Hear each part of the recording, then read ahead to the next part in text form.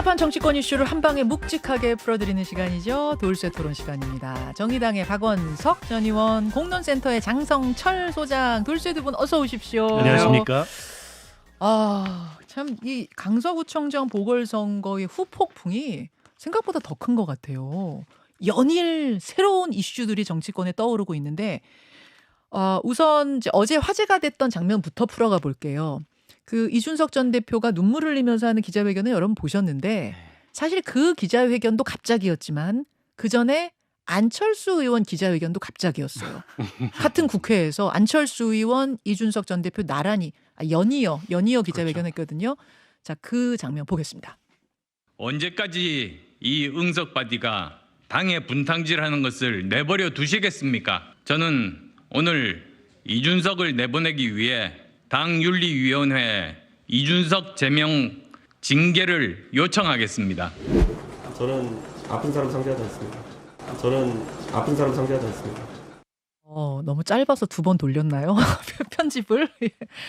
이제 이준석 전 대표의 기자회견은 안철수 의원이 주제는 아니었어요. 지금 이제 이 메시지가 나온 건 나중에 기자들 질문에 안철수 의원이 뭐 응석바지라고 얘기한 거에 대해 어떻게 생각하십니까? 질문했더니 나는 아픈 사람은 상대하지 않습니다. 이렇게 나왔고, 안철수 의원 기자회견 주제는 이준석 전 대표에 대한 어떤 질타가 맞았어요.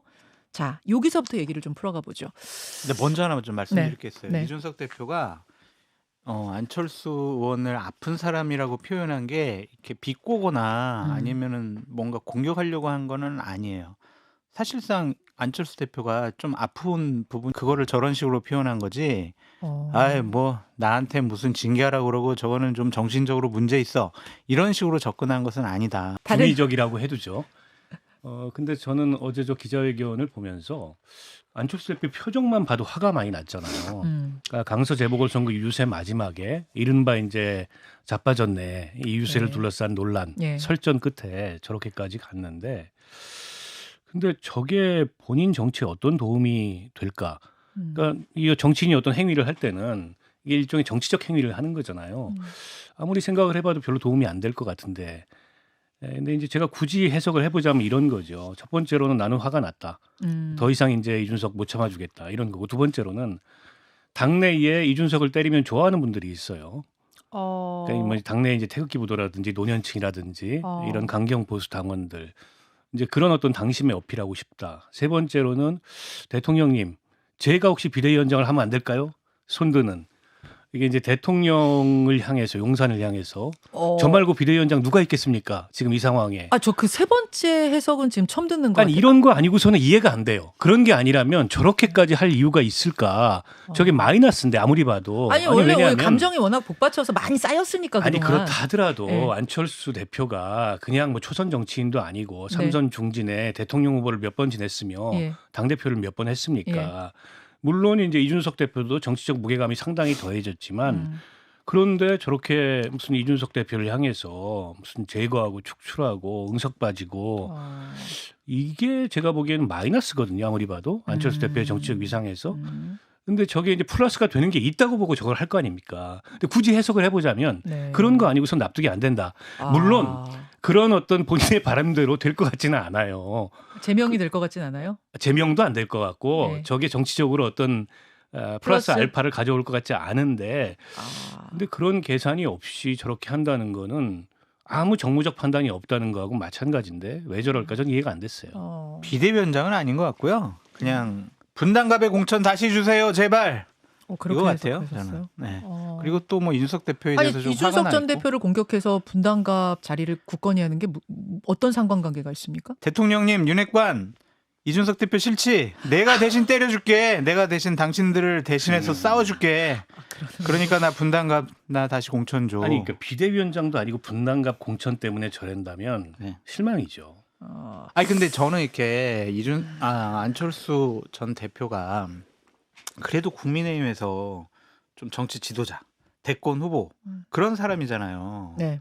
그러면 강서구청장 보궐선거에서 져가지고 당이 지금 난장판 됐으면 어떤 워딩이 나가야 되느냐. 우리 당 어렵습니다. 저도 거기에서 여러 가지 선거에서 중요한 책임을 맡고 있었는데 저 가지고 정말 죄송합니다. 지지층도 좀 다독여야 되고 희망을 줘야 될 거 아니에요. 그러면 제가 분당갑을 떠나서 수도권 험지에 나와가지고 수도권 총선 승리 선봉장이 되겠습니다. 그것이 제가 할 일이라고 생각을 합니다. 우리 중진 의원들, 당의 지도자급 의원들 우리 다 이렇게 힘합쳐서 선거 승리를 위해서 노력합시다. 그런 메시지가 나오는 게 맞지. 이준석 나빠요. 얘 제명해야 돼요. 이게 맞냐고요.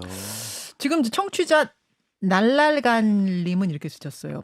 안철수 의원이 유세 현장에서 즉흥적으로 시민 이야기를 위트 있게 받은 걸 가지고 이 전 대표가 표적으로 삼은 것 자체가 지나치긴 했죠. 기분 나쁠 만하죠. 지적하면 그냥 바로 사과하면 끝났을 텐데 이준석 전 대표가 너무 또 그걸 가지고선 길게 쓰고 자빠졌네 하면 더 또 받아친 게 문제 아니냐 이제 이런 지적 같아요. 아니 뭐 이제 서로 뭐 길게 쓰고 자빠졌네 이런 식의 워딩 주고받은 게 적절치는 않은데 근데 원래 그런 관계였잖아요. 톰과 제리라는 표현을 하듯이 그냥 웃고 넘길 일을 안철수 대표가 저렇게까지 할 문제냐.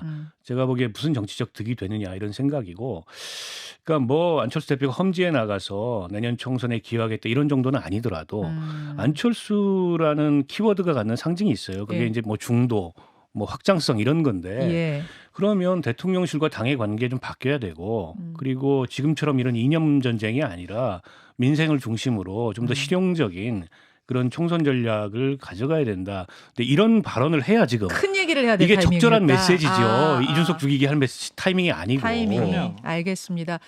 이준석 전 대표의 기자회견은 아까 말씀드렸다시피 뭐 안철수 의원에 대한 얘기를 하는 시간은 아니었고 이 보궐선거 후에 이 당의 대처에 대한 어떤 지적, 일갈 뭐 이런 것들이 있었습니다. 눈물 흘리면서 이건 어떻게 보셨어요? 박 의원님 어떻게 보셨어요? 그러니까 뭐 당과 대통령실의 변화를 촉구한 건데 그 눈물 포인트는 뭐 최상병 얘기를 많이 하더라고요 본인이. 근데 이제 뿐만 아니라 지금의 이 보수 정당 상황. 어쨌든 이준석 대표는 지난 대선 승리, 지방선거 승리부터 시작해서 당 대표가 된 이후에 여러 우여곡절과 파란만장함을 겪으면서 이게 이제 본인이 만들어놨던 그런 성과가 다시 리셋됐다 이렇게 본인이 스스로 표현하잖아요. 거기에 대해서 여러 가지 북받치는 감정들이 있었던 것 같아요. 그러함에도 불구하고 국회에서 기자회견까지 했다는 건 어떤 좀 정치적인 의미가 있는 게 아닌가라는 해석들이 나와요. 왜냐하면 방송도 하루에도 뭐 한두 개씩 하시는 분인데 그 이야기를 할 마이크는 충분히 있었을 텐데 왜 기자회견을 열었을까? 아마 좀 포멀하게 하고 싶었던 것 같아요. 아. 그러니까 그 의총을 열었잖아요 일요일 날. 근데 의총 열었는데 의총 지켜봤겠죠. 근데 내용이 아무것도 이대로는 달라질 게 없다. 때문에 좀 공식적으로 목소리를 포멀하게 공식적으로 내겠다라는 것 같고 다른 한편으로는 일종의 이제 명분 축적이죠. 정치적으로. 나는 어쨌든 보수정당 국민의힘이 이렇게 바뀌고 이렇게 변화해야 된다는 충심을 가지고 끝까지 이런 얘기를 하고 있다. 그럼에도 불구하고 바뀌지 않는다면 그럼에도 불구하고 변하지 않는다면 그 뒤는 이제 점점점인 겁니다. 아까 유승민 대표가 12월까지 난 어쨌든 최선을 다해서 이 당의 이 개혁 보수의 입장을 가지고 변화를 촉구할 텐데 그럼에도 불구하고 바뀌지 않는다면 거기도 점점점이 들어가 있죠. 점점점이 들어갔어요. 마지노선까지 오늘은 정해 주셨어요. 저는 이준석 대표도 마찬가지라고 생각해요. 마찬가지다. 네. 저 이준석 대표랑 어떠한 이 문제를 갖고 논의를 해보거나 교감을 해본 적은 없어요. 근데 제가 느끼기에는 마침표 같아요. 점점점 아니고 점점점이 아니고요. 마침표 같아요. 나 이별할 거야. 나 헤어질래라는 결심을 한 것이 아닌가. 헤어질 그렇게... 결심을 하니까 어제 그렇게 눈물이 나온 거예요? 네, 그러니까 왜냐하면 이거죠. 연인이 있어요. 나의 뭐 남자친구를 이렇게 고시에 합격시키기 위해서 내가 그동안 아침부터 밥도 해주고 뭐 격려도 해주고 때로는 뭐 위로도 해주고 여러 가지 노력을 해서 결국에는 붙였어. 고시 합격시켰는데 네가 변했잖아. 나 옛날에 너로 돌아와. 안 그러면은 나 헤어질 것 같아. 그러니까 과거의 일들이 주마등처럼 쫙 스쳐가는 거예요. 내가 그때 코로나 걸리면서까지 막 지방 다니면서 윤석열 뽑아달라고 그렇게 노력을 했고 지방선거도 이겼는데 막 윤핵관들이 나를 쫓아내고 그런 일들 한 1년 한 5개월 정도의 일들이 쭉 스쳐가니까 여러 가지 회한이 든 것이다라고 보여지고 전 어제 그 기자회견에서 중요하게 본 포인트가 뭐냐면 이준석 대표가 윤석열 대통령을 직접 언급하면서 공격한 건 처음이에요. 어제 뭐라고 어느 부분에서 얘기했죠? 윤통 바뀌어야 된다. 어. 반성해라. 결자 해제해라. 윤통. 아, 결자 해지가 있었죠. 네. 맞아요. 결자 그러니까 윤통 해지. 바뀌어라. 당신이 바뀌어야 된다. 아. 이렇게 직접적으로 언급하고 공개한 건 처음이에요. 처음인가요? 처음이에요. 저 공개적인 자리에서. 네. 아. 그러니까 그런 것을 보면 어느 정도 좀 마음이 결심이 굳어진 것이 아닌가라고 저는 해석이 됐어요. 결자 해지. 그러니까 책임은 윤 대통령에게 있다. 네. 책임져 사실 이런 말이었잖아요. 그렇죠. 책임지고 오류 인정하고 그렇죠. 뭐 풀어라 이런 맞아요. 거였잖아요. 네. 전 그렇게 읽었어요. 근데 정말 전혀 통화도 안 해봤어요. 물어봤자 뭐 또 뭐 그냥 재상병 때문에 울었어요. 뭐 이렇게 할 것 같아서 정치인들 맨날 거짓말하거든요. 거짓말이라 그래. 그 사람의 눈물에 대해서 거짓말하면 안 되고. 아니 그 거짓말 그 아니, 당연히 거짓말이 그런 아니라 포인트가 아마 좀 있었을 장소님 거고. 친하시니까 그렇게 얘기하신 네. 것 같은데 친하고 교감을 잘하는 입장에서 객관적으로 볼 때 통화 안 하고 봤을 때 그런 부분이 보였다는 말씀 알겠습니다. 이제 국민의힘의 인선 얘기를 좀 해봐야겠어요. 두 분과는 의원총회 후에 좀 처음 만나는 거라 의원총회와 인선에 대해서 어떻게 보셨는지 평가 짧게 듣겠습니다. 박 의원님. 평가를 하자면 친윤 빼고 친윤 넣은 거죠. 그 제자리입니다. 아니요. 근데 수도권이 절반이 들어갔고 비윤계도 뭐 일정 부분 들어갔고 또 70년대생도 많이 들어갔다 이렇게 얘기하는데요. 외형적으로는 그런데요. 예. 총선이잖아요. 예. 그러면 총선의 핵심 라인을 봐야 되는데 그게 이제 사무총장, 조직부총장, 여의도 연구원장 요 라인이에요. 아, 상대적으로 정책위 의장이나 지명직 최고위원 이거는 총선과 관련돼서 그렇게 밀접한 라인은 아니고. 근데 거기에 그 이철규 의원에서 이만희 의원으로, 그러니까 강원 3선에서 TK 재선으로, 그리고 조직부총장 그 함경우 이분은 이제 원외긴 한데 네. 윤석열 캠프의 초기부터 있었고 뭐 장 소장이 더 잘 알겠지만은 장제원 의원 라인으로 알려져 있고, 그다음에 김성원 여의도 연구원장 연구원장. 그분도 마찬가지죠. 그분도 친윤이라고 네. 볼 수밖에 없는 분이고 네. 때문에 친윤 빼고 친윤 집어넣어서 별 감흥은 없다. 친윤 빼고 친윤 넣었다. 예, 이걸 가지고서 과연 내년 총선에 다른 변화를 기대하기 어려운 라인업이다 이렇게 봅니다. 장 소장님. 박원석 의원님이 잘 설명해 주셨어요. 그래서 저는 장제원 라인의 당 공천 실무의 완벽한 장악 이렇게 표현하고 싶습니다. 장제원 의원이 윤핵관이었다가 살짝 또 멀어졌다 뭐 이런 이야기도 있었는데 이번에 보면서 아니구나라는 생각하셨어요? 지난주에 대통령하고 독대를 했대요. 그래가지고 장제원 여러 가지 일들을 대통령과 좀 상의를 하고 그것에 대해서 김기현 당대표가 좀 받아들인 것이 아닌가라는 좀 생각이 들어요. 그래서 저는 장제원 의원이 아직도 대통령의 신임을 많이 받고 있고 또한 당에 상당히 영향력이 있구나. 장제원 의원의 파워가 이번에 증명이 됐다라고 볼 수밖에 없습니다. 그리고 지금 국민의힘이 일요일부터 보여주는 모습은 저는 환자에 좀 비유하면 이제 진통제를 맞는 것을 넘어서 마취제를 맞고 있다라고 표현하고 싶어요. 병이 생겼어요. 아프잖아요. 진단을 해야 돼요. 네.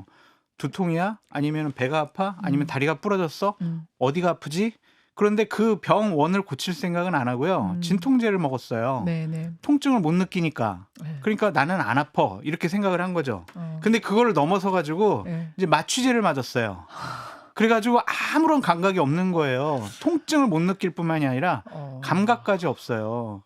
그러니까 지금 대통령도 차분하게 변화하라고 그러고 네. 당에서도 첫 메시지는 국민의 눈높이 민심에 맞게 우리 변화할게요. 쇄신할게요라고 얘기했지만 나타나는 모습들은 그냥 우리 윤석열 대통령과 혼연일체 한 몸이 되자. 우리 윤석열 대통령 잘하고 계시니까 충성하자. 그러한 당 지도부 꾸리자. 그렇게 보여져요. 근데 어제 김재원 최고위원하고 제가 인터뷰했는데 김재원 최고위원은 그 말씀하시더라고요. 지금 당장 다른 대안이 현실적으로 없다. 지금 뭐 비대위 체제로 가서 이제 혼란해지고 이러면 총선은 더 망한다. 현실적인 대안을 택한 거다 하시던데요. 저는 아픈 분의 발언에 대해서 저도 언급하고 싶은 생각이 전혀 없습니다. 또 왜 그러세요? 아니, 이게 이제 패러디를 하세요. 그렇죠. 이 대안이 없다는 말이 가장 상투적인 변명인데요. 대안은 늘 있습니다. 근데 그건 이제 실패한 분들이 할 얘기는 아니고 이게 물러가야 될 분들이 뒷문 단속하는 거는 그건 그야말로 대안이 아닌 거죠. 제가 김기현 대표에 대해서 약간은 좀 실망스러운 게 이런 거죠. 지금 당 내부에서 이번 재보궐선거 패배의 원인은 수직적인 대통령실과 당의 관계, 당이 할 말을 못하고 대통령 눈치만 살피고 그러다 보니까는 대통령이 이념 전쟁한다 그러면 다 글로 몰려가고 이제 이게 이제 이 실패의 원인이다 이런 목소리가 끌어넘치고 있잖아요. 근데 대표가 과연 대통령실 향해서 할 말을 하고 있는가? 저는 몰랐지만 지금 장 소장의 설명을 들으니까 이번 그 인선에 네. 그 이기 김기현 지도부 인선의 배경이 그런 거라면 너무 실망스러운 거죠. 그러니까 임명직 당직자들이 총사퇴하고 새로운 임명직을 임명했는데 정작 대표가 임명직인 것 같은 거예요. 대통령실이 시키는 대로 하는. 그러면 이제 저렇게 아무리 당직을 바꿔봐야 달라질 게 없는 겁니다. 결국은 대통령실의 오더를 기다리는 거예요. 오래 못 갈 거라고 보세요. 이기 저는 김기현 오래 못 갈 체제? 것 같아요. 저뿐만이 아니고 예. 보수 언론의 사설이나 예. 칼럼들을 다 예. 보십시오. 저 체제가 과연 더 갈 수 있을지. 비대위원장이 만약 들어선다면 말씀하신 대로 누가 있습니까? 대안이 있습니까? 대안은 늘 있습니다. 누가 떠오르세요? 제가 지금 특별히 떠오르는 사람은 없어요. 손든 사람은 안철수 의원이 보이는데 뭐 안철수 의원한테 줄지는 잘 모르겠고 아이, 김한길 비대위가 가능해요? 그 얘기 많이 나오죠. 많이 여기저기서 나오더라고요. 많이 네. 나오는데 근데 김한길 전 대표님은 그 마쿠의 책사형이지 이게 선거에 깃발을 드는 비대위원장 스타일은 좀 아니거든요. 그래서 과연 그런 스타일로 수도권 총선 돌파가 될까? 아이 거 보세요. 사람 없어서 못하는 거 아니에요 지금? 대안 없어서? 유승민 왜 없습니까? 비대위원장 이준석도 시키고 있고 저 유승민도 있는데 김종인도 다시 데려다 놓고 그러세요. 김종인 위원장이 다시 할 수도 있어요? 네. 아니 그러셔야죠. 준비된 비대위원장이시잖아요. 지방선거 전으로 알겠습니다. 되돌아가면 제가 돼요. 좀 이제 두 분에게 도발적으로 그렇게 질문을 좀 왜 드려봤고 저한테 그러세요? 저 국민의힘 당원도 아닌데. 시간이 한 1분 정도 남아서 하는 데까지 하고 나서 댓글쇼로 넘어갈 텐데요. 하나만 더 말씀드리면 예. 이번 당직 인선의 가장 큰 문제점은 네. 결국엔 사무총장이라는 자리예요. 뭐 조수진 의원의 문자 파동에서도 우리가 알 수 있었지만 처음에는 박대출 전 정책위 의장을 네. 시키려고 했다라는 거 아니에요. 2시간 전에 발표 네. 2시간 전. 네네. 그분도 장제원 라인이란 말이에요. 그러니까 그분은 또 경남 분이고 네. 이만희 신임 사무총장은 대구 경북 분이란 말이에요. 네. 그러니까 영남당이라는 한계를 네. 영남의 인식과 판단으로 선거를 치를 수밖에 없다. 당대표도 원내대표도 사무총장도 중요한 당 사명이 다 영남 사람들이다. 수도권 민심 신경 쓴다면서요. 그런데 다 중요한 포스트는 다 영남 사람들이에요. 그 이미지를 못 깼잖아요. 저 조수진 의원이 그 여의도 원구원 부원장과 주고받은 저 카톡, 기자들한테 노출된 저 카톡의 의미는 그럼 뭐예요? 그냥 김성호 여의도 연구원 부원장하고 여러 가지 정무적인 상황을 논의하는 관계인 것 같습니다. 예. 그래서 뭐 저거 가지고 뭐 김기현 당대표를 공격하려는 의도는 없었던 것 같고요. 그냥 논의하다가 저것이 들켰다고 보여지는데 김성호 부원장 같은 경우에는 저런 식의 사무총장이 임명이 되면 결국에는 수도권 민심이 우리에게 오지 않을 거야라는 걱정스러운 문자 같아요. 그 2시간 동안 저런 술렁임이 많았습니까? 그래서 바뀐 겁니까? 그 내막은 지금 시간은 없어가지고 내막을 얘기하기엔 좀 짧은 것 같은데 그러면은 왜 일단- 바뀌었는지는 좀 이따. 예, 여기까지 하고 유튜브 댓글쇼 오늘 정꿀쇼로 이어가겠습니다. 거기서 민주당 정의당 얘기도 좀 할게요. 네. 박원석 의원이 준비하고 계세요. 정의당 얘기 할 겁니다. 반성하세요 좀. 네? 여기까지 고맙습니다. 네, 고맙습니다. 김현정의 뉴스쇼는 시청자 여러분의 참여를 기다립니다. 구독과 좋아요, 댓글 잊지 않으셨죠? 알림 설정을 해두시면 평일 아침 7시 20분 실시간 라이브도 참여하실 수 있습니다.